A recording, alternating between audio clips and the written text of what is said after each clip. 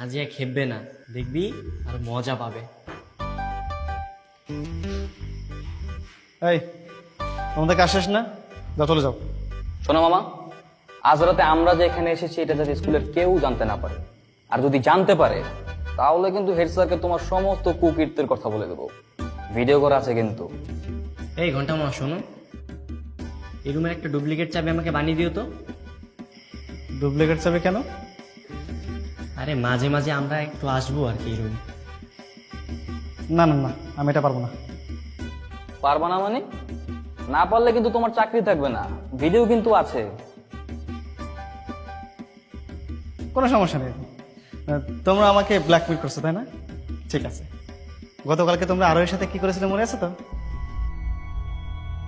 একটু অপেক্ষা করো, কালকে তোমাদের স্যার ঠিকই প্যাদানি দিবে। সত্যি ঘন্টা মামা? কালকে